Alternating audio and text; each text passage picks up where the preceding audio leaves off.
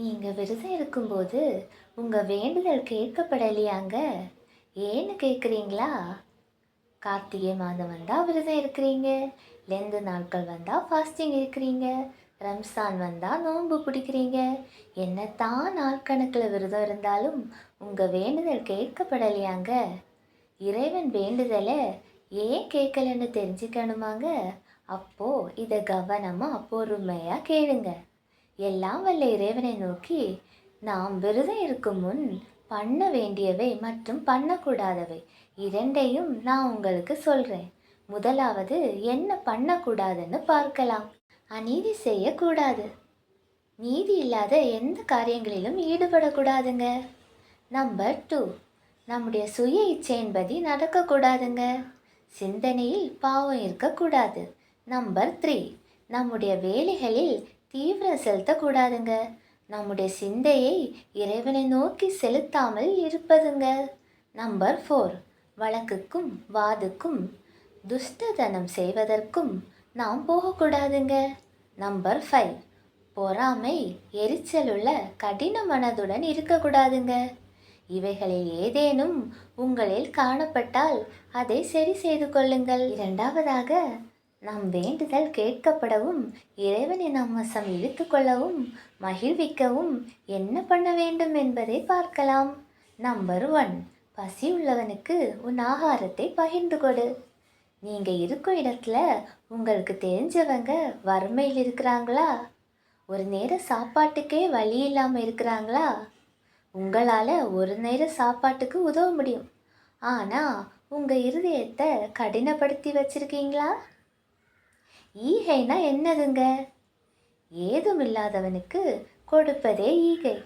பிறையெல்லாம் ஏதோ ஒரு ஆதாயத்தை எதிர்பார்த்து வழங்கப்படுவதாகும். ஒருவன் வந்து நான் யாதும் இல்லாதவன் என்று தன் துன்பத்தை சொல்லும் முன்பதாகவே உதவும் தன்மையே உயர்ந்ததுங்க. ஈகை எப்பொழுது முழுமையடைகிறதுன்னு தெரியுமா? இறந்தவனின் மகிழ்ந்த முகத்தை நாம் அவனிடம் பார்க்கும்போதுதான் ஈகை முழுமையடைதாங்க. ஏழையின் சிரிப்பில் இறைவனை பார்க்கலாம்னு சும்மாவா சொன்னாங்க? ஏழைக்கு இறங்குறவன் இறைவனுக்கு கடன் கொடுக்கிறானாங்க. அவன் கொடுத்ததை இறைவன் அவனுக்கே 2 மடங்கு திரும்ப கொடுப்பாராங்க. இது பிராக்டிக்கலி ப்ரூவ் பண்ணப்பட்ட ஒரு காரியங்க. நீங்களும் நடைமுறைப்படுத்தி பாருங்க.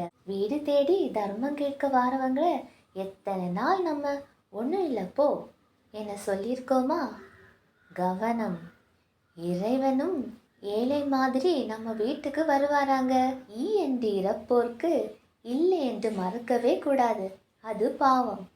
உங்கள் கைகளை மூடக்கூடாது, திறக்கணுங்க.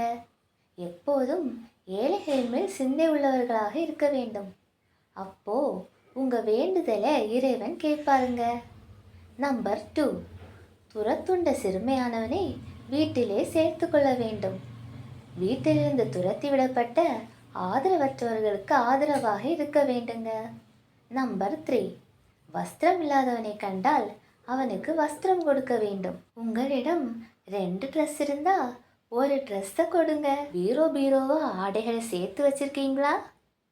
கவனம், இல்லாதவனுக்கு கொடுங்க.